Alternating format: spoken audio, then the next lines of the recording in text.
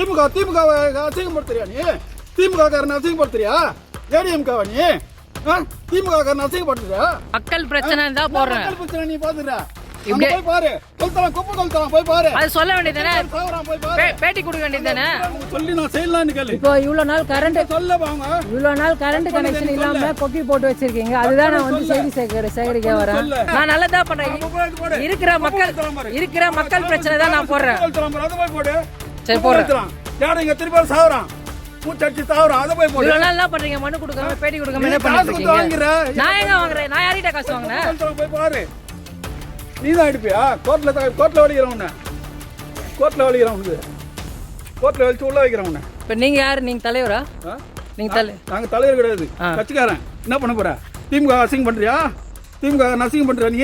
ஏடிஎம்கே நான் அதிமுக கிடையாது, எதுவுமே கிடையாது. அதிமுக காரன்பா. யாருன்னா? நான் செய்தியாளர், செய்தி போடுறேன் கிடையாது. நீ அதிமுக காரன் காசு வாங்கிட்டு திமுக காரன் நல்லது பண்றதெல்லாம் இந்த எலெக்ஷன் டைம்ல வந்து இந்த மாதிரி எடுத்து கெட்டுனுக்குற. மக்கள் பிரச்சனை என்னவோ நாங்களும் பார்த்துக்கிறோம். ஏழைகளுக்கு உதவுதான் திமுக ஆட்சி. ஸ்டாலின் எவ்வளவு உதவி பண்றாரு? ஸ்டாலின் தான் பண்ணது. இதுல முதலமைச்சர் ஸ்டாலின் தான் பண்ணியிருக்காரு. இதெல்லாம் புரியுதா? ஏழைகளுக்கு எவ்வளவு உதவி பண்றாரு. நீ வந்து திருத்தலமா அதிமுக காசு வாங்கிட்டு நீ வந்து நான் யார்கிட்ட காசு வாங்கினேன்? பண்ணுங்க இதே வேலை உனக்கு.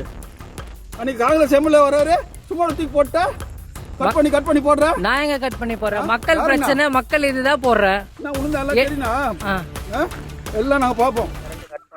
4 மாசமா கரண்ட் இல்லாத தான் நாங்க இருக்கிறோம். 4 மாசமா கரண்ட் இல்லாத இருந்து இந்த கூடு கட்டினாங்க பாரு. அவங்க என்ன பண்ணாங்க, இது மீட்டர் வைக்கிறாங்காட்டியும் அதெல்லாம் நீங்க இந்த கொக்கி அடிச்சு பார்த்துன்னு இருங்க, நாங்க மீட்டர் வச்சு வேணே அதுக்கு பிற்பாடு நீங்க கரண்ட் சொந்தமா வச்சுக்கோங்க அப்படின்னு சொல்லிட்டு போனாங்க. சரின்னு சொல்லிட்டு அப்படியே கவனம் இருந்தோம். ஏதோ கொக்கி அடிச்சு வச்சுக்கிறாங்க. நேற்று என்ன பண்ணா பேட்டி கொடுக்குறோம். எங்களுக்கு கம்பம் இல்லை, தெருவில் கம்பம் இல்லாத இருக்கிறோம். நாங்கள் கம்பம் இல்லாதனால லைன்லேயே குத்தி வச்சிருக்கிறாங்க. அதனால எங்களுக்கு கரண்ட் வசதி வரணும் அப்படின்னு சொல்லிட்டு நேற்று நாங்கள் பேட்டி கொடுத்ததுக்கும் அது நேற்று கொடுத்ததுக்கும் காலையில் வேலைங்களுக்கு போயிட்டு வந்து பார்த்தாக்கா மற்ற கரண்ட்டும் இப்படி அறுத்து விட்டு போயிட்டு இருக்கிறாங்க.